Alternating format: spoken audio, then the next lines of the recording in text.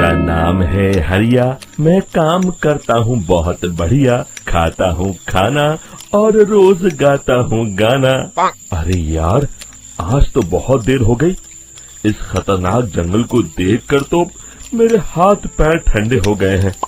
अगर मैं वक्त पर गांव नहीं पहुंचा तो मालिक बहुत नाराज हो जाएंगे।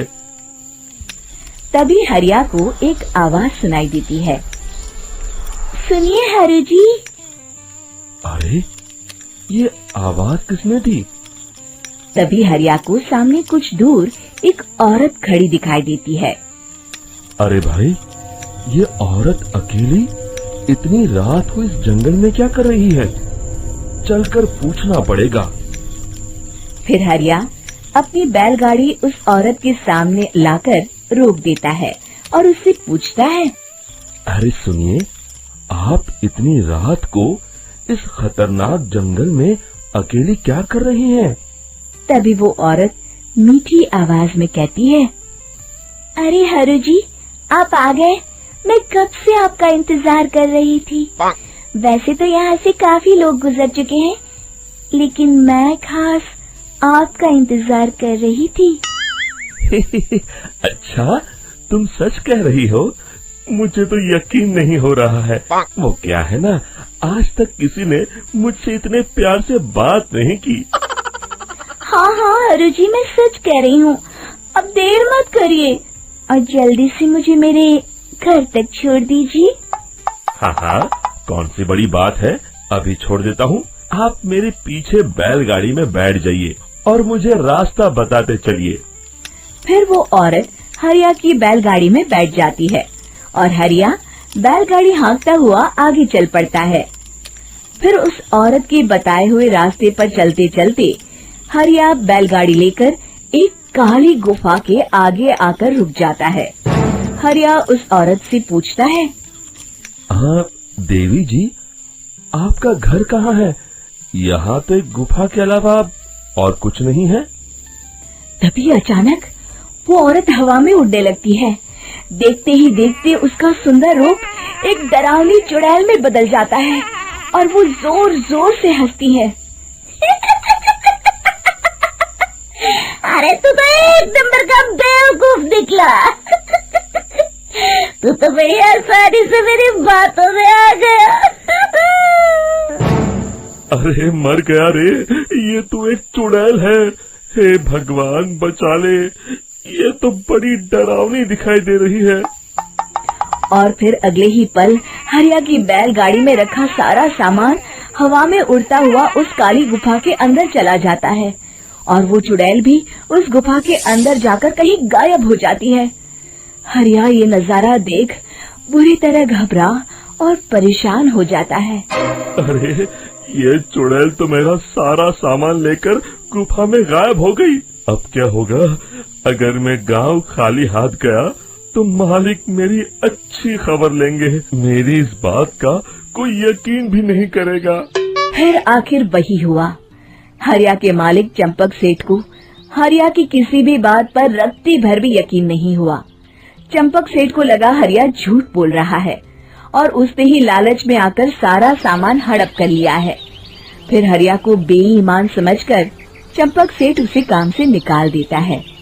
अगले दिन अपनी दुकान में परेशान बैठा चंपक सेठ गुस्से में बड़बड़ाता है। अरे, दुकान में तो सामान बिल्कुल भी नहीं है। अब मुझे ही शहर जाकर सामान लाना होगा। फिर वो अपनी बैलगाड़ी लेकर शहर चला जाता है। शहर से सामान लेकर जब चंपक सेठ वापस गांव लौट रहा होता है, तभी उसे एक आवाज सुनाई देती है। चंपक जी, ओ चंपक जी। अरे, ये तो कोई मेरा नाम लेकर मुझे पुकार रहा है। फिर उस रास्ते में वही औरत खड़ी दिखाई देती है। फिर क्या था, हरिया की तरह चंपक सेठ भी उस औरत के पास अपनी बैलगाड़ी लेकर जाता है और वो भी उसकी चिकनी चुपड़ी बातों के मुंह जाल में फंस जाता है। फिर चुड़ैल उसे भी अपनी गुफा तक ले जाती है और उसका सारा सामान लेकर गुफा में गायब हो जाती है। बेचारा चंपक सेठ लाचार होकर खाली हाथ गांव लौट आता है। फिर ये उस जंगल में रोज की बात हो जाती है। जो कोई भी शहर से कुछ लेकर गांव की तरफ लौटता, वो चुड़ैल उसे बेवकूफ बनाकर उसका सारा सामान लेकर गुफा में गायब हो जाती। एक दिन हरिया एक लकड़हारे को उसी जंगल की तरफ जाते हुए देखता है। फिर हरिया उसे रोकते हुए कहता है, अरे भाई, क्यों अपनी मौत को दावत दे रहे हो? मेरी बात मानो, आगे जंगल में मत जाओ, वहाँ एक बड़ी भयानक चुड़ैल रहती है। लकड़हारा हरिया की बातों को नजरअंदाज करते हुए कहता है, अरे भाई, मुझे पहले ही बहुत देर हो चुकी है, मुझे जाने दो भाई। शाम तक लकड़ियाँ काट कर शहर के बाजार में बेचना है। तुम अपनी ये कहानी किसी फुर्सत में बैठे इंसान को सुनाओ, मैं तो चला। इतना कहकर लकड़हारा वहाँ से आगे जंगल की तरफ चला जाता है। फिर अगले दिन गांव के मुखिया के घर के बाहर बहुत सारे लोग जमा हो जाते हैं।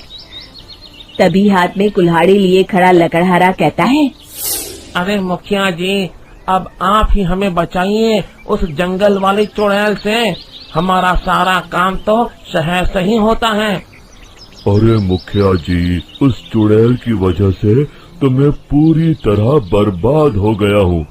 हम सबको मिलकर उस चुड़ैल का कोई इलाज करना पड़ेगा।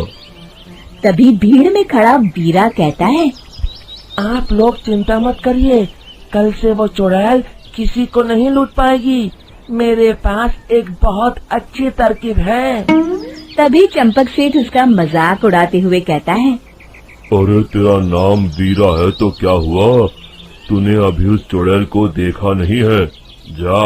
जाकर अपना काम कर, बड़ा आया।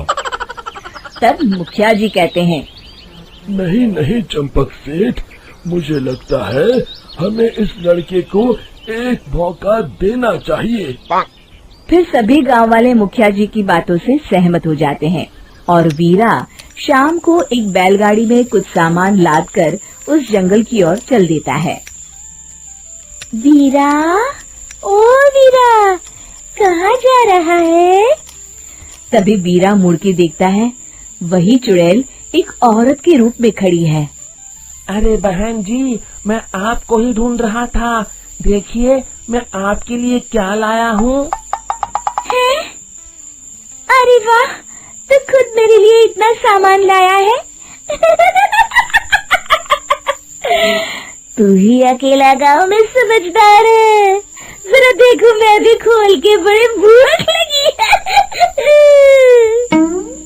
जैसे ही चुड़ैल उस सामान पर से कपड़ा हटाती है, एक भगवान शिव की तेज रोशनी उसके अंदर मूर्ति से निकलती है और चुड़ैल अपने असली रूप में आकर जलने लगती है। अरे मैं जल रही हूँ, बचाओ! बचाओ! ओम नमः शिवाय, मर गई मैं! देखते ही देखते वो चुड़ैल राख के साथ उड़ जाती है और सभी गांव वाले भी वहां आ जाते हैं। शिक्षा बुराई पे सदा अच्छाई की ही जीत होती है।